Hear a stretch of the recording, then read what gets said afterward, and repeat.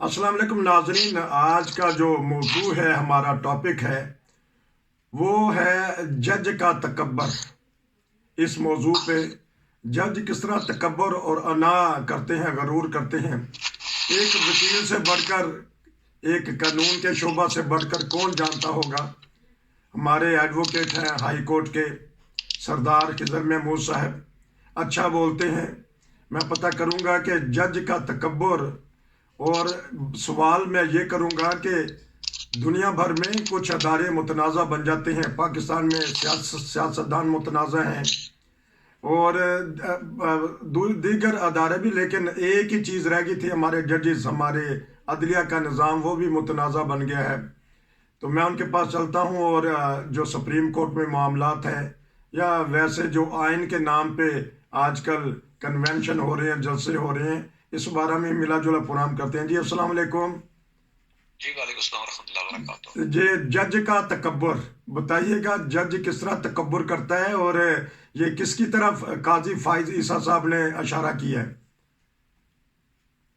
जी, जज का तकब्बर देखें, जिस तरह के मामलात पाकिस्तान में अभी चल रहे हैं तो यकीनन इशारा उन्हीं की तरफ से था कि जिस तरह के बेंच बनाए जा रहे हैं और जिस तरह के एक तरह के जजेस को लेके पूरा पिछले 3-4 साल से एक तरह के केसेस सुने जा रहे हैं, और फिर वो किसी को सुनने के, दूसरे को सुनने के तैयार नहीं होते हैं। जिस तरह आज आपने देखा कि जिस तरह फायजा ने ये आइन की गोल्डन जुबली पे एक सेमिनार से बात करते हुए उन्होंने कहा, याद रखें कि ये 84(3) का जो कानून है जिया के दौर के बना हुआ है, दूसरे लफ्जों कह रहे हैं डिक्टेटर के दौर में बना था। और चूंकि डिक्टेटरशिप में हर चीज का महवर और मरकज जो है वो अपना एक ही बंदा होता है, तो ये उस दौर में है। याद होगा आपको, जिस तरह इकबाल को वहां से उठा के फेडरल कोर्ट से उठा के कहाँ फेंका गया था, लंबी चौड़ी तारीख है। और जिस तरह इकबाल का कसूर क्या था, ये सारी बातें मैं तारीख पीछे जाए बगैर मैं आज की बात कर रहा हूँ। तो उन्होंने कहा जी कि ये जो कानून था, ये कानून, इसमें कहीं भी चीफ जस्टिस का लिखा हुआ, सुप्रीम कोर्ट का लिखा हुआ है, और सुप्रीम कोर्ट ही सो मोटो एक्शन लेती है। और सुप्रीम कोर्ट एक 16-17 जजेस जो होते हैं, उन दोनों की कलेक्टिव जो है माइंड जो है उसके मुताबिक चलती है। उसके बाद उन्होंने इस पे बात की, और याद रखें कि पिछले 30 साल से वकला तंजीमें जितनी भी हैं, वो सुप्रीम कोर्ट बार हो, पाकिस्तान बार हो, उसके बाद जितने नुमाइंदा तंजीमें, उनका मुतालबा हमेशा से रहा है कि सो मोटो एक्शन पे आपने देखा होगा कि सो मोटो एक्शन पे एक पाकिस्तान की एक्ट्रेस है अधिका उड्डू, उन पे एक सो मोटो एक्शन भी लिया गया था। उसके बाद जनाब इफ्तार चौधरी साहब ने समोसों पे भी लिया था। साकिब निसार साहब जो है वो ददनाते फिरते थे, उन हॉस्पिटल में भी गए, पागल खानों में भी गए, लंगर खानों में भी गए।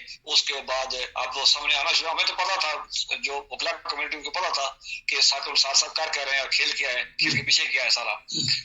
डैम भी वो बनाने लगे थे। तो ये सारी चीजें डिक्टेटरशिप पे या तकब्बर ही होता है कि एक बंदा समझता है कि मैं मुकम्मल इख्तियारात मेरे पास आ चुके हैं और मैं सियासत का मालिक हूँ, जबकि जाती तौर जज जो है, सबसे जज हो या वकील हो, ये सबसे ज्यादा कमजोर भी होते हैं, और कानून से हट के अगर एक कदम इनका कानून से बाहर निकलेगा तो वो फिर टांग सलाह होती रहती है। लेकिन ये है कि ये वो तकब्बर ही था जिसने किसी को कभी कुछ सुना नहीं है। MR कियानी का उन्होंने आज मिसाल दी है। देखिए, कियानी साहब ने हिंद नजरिया जरूरत को जो है वो परमानेंट लाया था, और आज कहा गया कि नजरिया जरूरत में, याद रखें मुल्क टूटते हैं, उन्होंने कहा जी मुल्क टूटा है, याद रखें मुल्क बेशक बिल्कुल उसी वक्त टूटते हैं जब कानून की अमलदारी खत्म हो जाती है, उस किसी बंदे को शनवाई असरी होती है। तजारत हो, तालीम हो, इन्वेस्टर हो, फॉरेन इन्वेस्टमेंट हो, उसके बाद मुल्क के अंदर फैक्ट्री हो, कारखाने हो, कुछ भी हो, अदालती निज़ाम बेहतर होता है तो इन्वेस्टर भी आता है, उसके बाद कारखाने भी चलते हैं, फैक्ट्री भी चलती हैं। अदालत आपने देखा होगा, इसी तकब्बर की वजह से रिकॉर्डिंग जो है उसके साथ आपको देखा होगा बलूचिस्तान में वो क्या हुआ था। डैम वाली में बात कर चुका हूँ जी। आप चीफ साहब पुराने साकिब साहब कल कह रहे 17 अरब में इकट्ठे किए थे। भाई बंदा पूछे आपने किस कानून के अंदर इकट्ठे किए थे, आपका काम क्या था? आपका काम तो इंसाफ देना था। अदालतों में अगर देखें तो आपको लाखों केस जो है वो वहां पड़े हुए हैं, 15-20 साल से ये हुआ है कि लोग मर चुके हैं और उनके अपीलों को जाके फैसले हुए हैं। 51,000 केस जो है वो सुप्रीम कोर्ट में अभी की पेंडिंग है। اور جو جس کے طرف نشاندہی کر رہے تھے یہ ثاقب اس کا جناب فائز صاحب کہ جو ہے 84.3 جو ہے یہ صرف انسانی حقوق کے لیے بتائی ہے. مجھے بتایا 3 سال سے کون سے انسانی حقوق پہ بات ہوئی ہے؟ کس انڈیویجل کے لیے بات ہوئی ہے؟ کس اقلیت کے لیے بات ہوئی ہے؟ کس کمزور طبقے کے لیے بات ہوئی ہے؟ کب خواتین کے لیے بات ہوئی ہے؟ کب کمزور معذور لوگوں کے لیے بات ہوئی ہے؟ کب ان لوگوں کے لیے ہوئی ہے جو 2 وقت کی روٹی کے لیے ترس رہے ہیں؟ کبھی نہیں بات ہوئی ہے. کبھی اس طرح کا سپورٹ ایکشن دیا ہے. سیاسی جماعتوں کی کھیلیں بنی ہوئی ہیں ہمارے جو ہمارے ادارے جو ہیں. اس کے بعد اب ایک لفظ آپ دیکھ لیں آج کا کہ اس کا چیف صاحب آج دوبارہ اس پہ سماعت ہو رہی ہے تو انہوں نے کہا جی کہ مجھے وہ پہلے جو بریفنگ دی گئی آپ کو یاد ہوگا کہ جب بریفنگ دینے گئی ہے یہ اداروں کے لوگ تو چیف صاحب نے ان کو کہا چیف جسٹس میں جناب عمر عطا بندیال صاحب کی بات کر رہا انہوں نے کہا جی لفافے بند دیکھتے ہیں دے دیں ہمیں آج دے دیں. بھائی کل جب آپ کو دے رہے تھے تو آپ نے کہا تھا کہ بریفنگ میں مت دیں. آج انہوں نے کہا سیاسی جماعتیں جب سیاسی جماعتوں کے نمائندے کل آپ کے پاس گئے تھے تو آپ نے کہا تھا کہ نہیں آپ کو نہیں سنیں گے.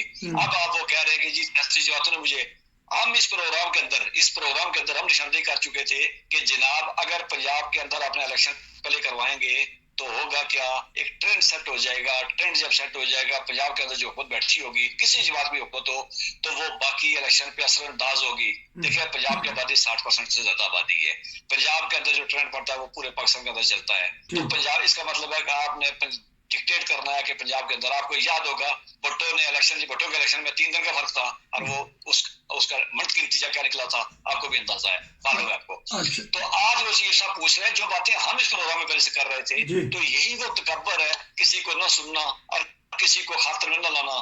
جج جو ہے وہ قانون کا پابند ہوتا ہے وہ قانون سے ایک جو ہے نا وہ ایک ذرا باہر نہیں کر سکتا ہے.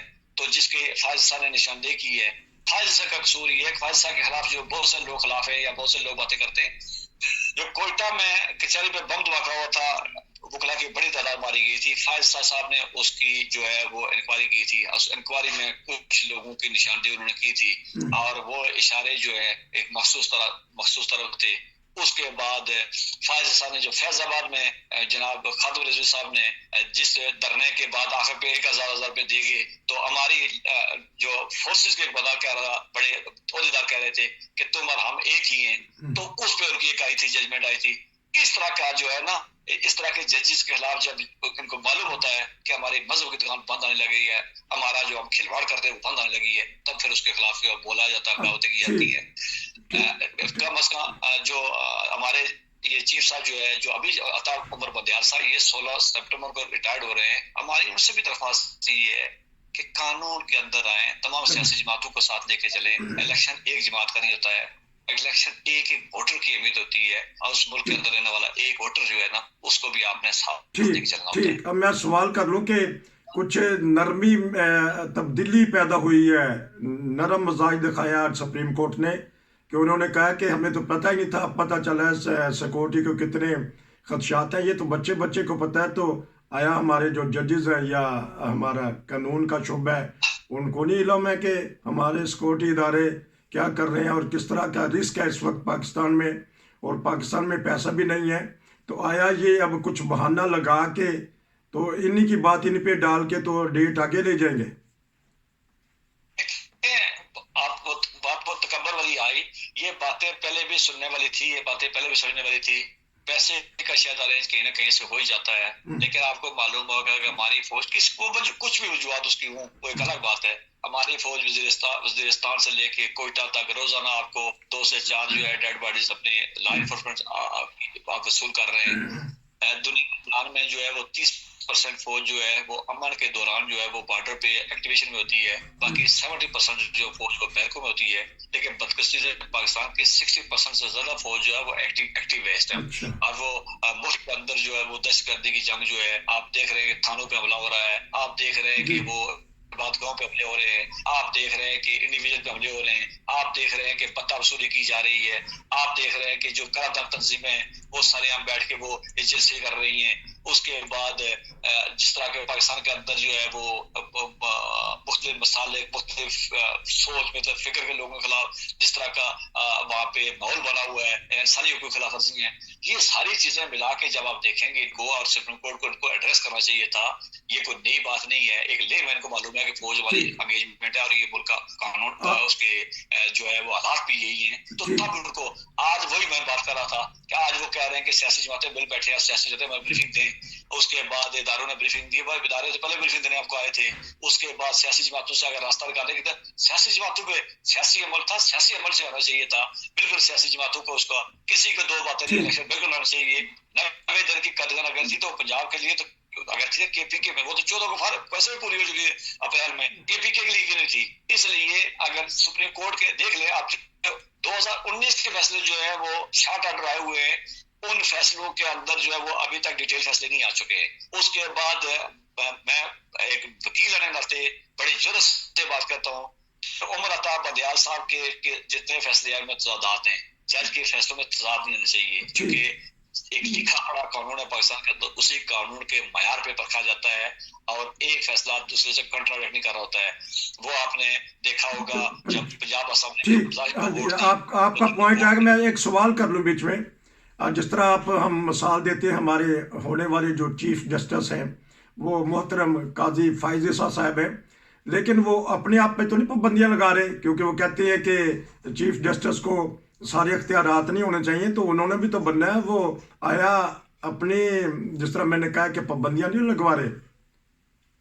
جی بالکل ایسا ہی ہے. اچھا، اگر آپ کسی اور ذہن سے سوچیں تو بالکل پابندیاں اپنے آپ پہ لگوا رہے ہیں، لیکن اگر قانون کے دائرے میں قانون کا جو ہے وہ جو ماننے والا جو ہے وہ سمجھتا ہے کہ یہ جو ہے استعمال کہیں نہ کہیں غلط ہو رہا ہے، تو وہ سمجھتا ہے، وہ اپنی قربانی بھی دیتا ہے. آپ نے دیکھا ہوگا، میں چھوٹی مثال دے دوں، پاکستان 58(2)B تھا اور وہ اس نے مختلف وقتوں کو چلتا کیا تھا. زرداری صاحب کا آج آپ کہیں نہ کہیں تاریخ یاد کرے گی کہ اس نے جب وہ صدر بنا تو اس نے بغیر کسی مطالبے کے 52(8)B اس نے ختم کر دیا تھا. اور اس کے باقی جتنے بھی آپ جو بھی اس پہ الزام لگے ہیں وہ، لیکن یہ ایک ایسا کارنامہ ہے کہ جس پہ تاریخ اس کو یاد رکھے گی. اور یہی معاملہ جو اس ڈکٹیٹرشپ سے نکلے گا، جو ان قانون کی بات کرے بیٹھ کے اور اس کو معلوم ہو کل میں نے استعمال کرنا ہے، اس کے باوجود اگر ضرورت سے وہ ان سے اپنے آپ کو ریلیز کرے گا اور یہ عوام کا حق عوام کو دینے کے لیے جائے گا، تو یہ بڑا پن قبضہ ہے. اچھا ہاں، میں تھوڑا سا مختصر جواب دیجیے گا. وہ جنرل باجوہ پہ پھر ایک انگلی اٹھا دی ہے ہمارے وزیر قانون نے کہ ان کے کہنے پہ 2 ججز تعینات کیے، تو پھر وہ تو کہہ رہے تھے کہ ہم تو علیحدہ ہو گئے ہیں، ہمارا تعلق نہیں ہے سیاست سے، ہم اپنے پیشہ ورانہ خدمات انجام دیں گے. تو اسٹیبلشمنٹ کا دخل اندازی تو رہی ہے نا ہر شعبے میں.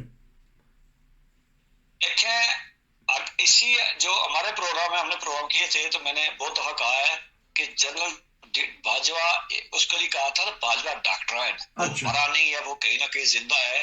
اور یہ سب کچھ جو بھی ہوا باجوہ ڈاکٹرائن کے تحت ہوا ہے. باجوہ صاحب بدقسمتی سے جن کے ساتھ چل رہے تھے وہ بھی ان کو اعتبار نہیں کر رہے تھے، جن کے ساتھ وہ نہیں چلے وہ بھی ان پہ اعتبار نہیں کر رہا تھا. تو باجوہ صاحب اپنا ایک پورا فلسفہ لے کے آئے تھے جس کو انہی کے ماننے والے انہی کے دور میں انہوں نے کبھی اعتراض نہیں کیا اس پہ. ان کے ISPR کہتا رہا ہے، بریفنگ میں کہتا رہا ہے. اس کے بعد ان کے جو ماننے والے جو اینکر تھے وہ ٹی وی بیٹھ کے باجوہ ڈاکٹرائن کی بات کرتے رہے. تو باجوہ ڈاکٹرائن اس 20ویں صدی میں اگر ملک کی تباہی کا موجب بنا ہوا ہے تو باجوہ ڈاکٹرائن بنا ہوا ہے. میں ایک لفظ کہتا چلوں کہ جس دن یہ باجوہ صاحب کی ایلیویشن ہوئی ہے، میں اسلام آباد کے اندر ایک سیمینار میں تھا، تو یقیناً میرا کوئی دوست اگر پروگرام سن رہا تھا اس کو معلوم ہے سیمینار میں نے کہا تھا ان کے اندر جنرل ضیاء کی بدرو ہے، تو اس نے مجھے اعتراض کیا تھا. میں نے کہا نہیں بدرو ہی ہے. اب دیکھ لیں کہ آج 7 سال ہو گئے 8 سال ہو گئے، جنرل باجوہ جو ہے وہ جنرل ضیاء سے نکل نہیں سکے، اسی طرح کی کمپلیکیشن پیدا کرتے رہے اور دیکھتے جا رہے ہیں. ادارے کمزور ہوئے، فوج کے اندر ڈویژن آئی، اس کے بعد پولیس کی رمال ہوئی، سپریم کورٹ کے اندر 2 دڑے آپ کو واضح طور نظر آ رہے ہیں. تو یہ سارا باجوہ صاحب کی دین ہی ہے. اور اس قوم کو جس دن جب تک باجوہ ضیاء اور ان طرح کی سوچ کو جڑ سے اکھاڑ کے پھینکیں گے یہ ملک آگے نہیں چل سکے گا.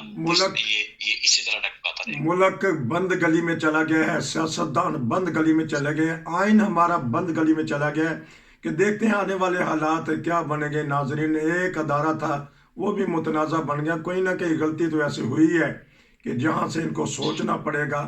आइन के मुतल्लक जो उसमें शिके मैं दाखिल सर की एक गई। लफ्ज कह दूं कि आज भी अगर जमातों को बैठाने की बात की जा रही है तो इसका बेहतरीन तरीका ये था कि आप सुप्रीम कोर्ट का फुल कोर्ट बनाते, जो भी फैसला होता पूरी कौम उसको मान लेती, तमाम सियासी जमातों को बुलाने के बाद जो भी ब्रीफिंग कर देते। आप ये था कि एक अफवाह और तफहीम से और कानून के मुताबिक रख के एक रास्ता निकालते। ये 8 अक्टूबर का रास्ता न होता, ये 14 मई का रास्ता न होता, एक मुनासिब रास्ता होता मुन- और राय दीनगान जो है उनको राय देने का मौका मिलता पूरे और मुल्क से मजबूत होता। जिस तरह की तकसीम करके इस तकसीम को किसी एक फरीक को पीछे हटना पड़ेगा। बहुत बहुत शुक्रिया, आपने एक भरपूर तबसरा किया। नाजरीन, आज का जो मौजू था वो जज का तकब्बर था। हमने उस बात पे बात आगे बढ़ाई जो काजी फाइज ईसा जो हमारे चीफ जस्टिस बनेंगे चंद माह में, उन्होंने कुछ बातें कर रहे हैं।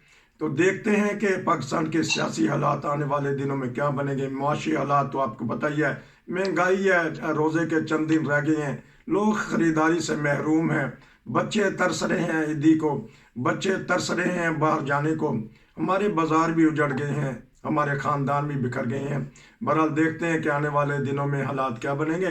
नसीर को इजाज़त दीजिए। अस्सलाम वालेकुम।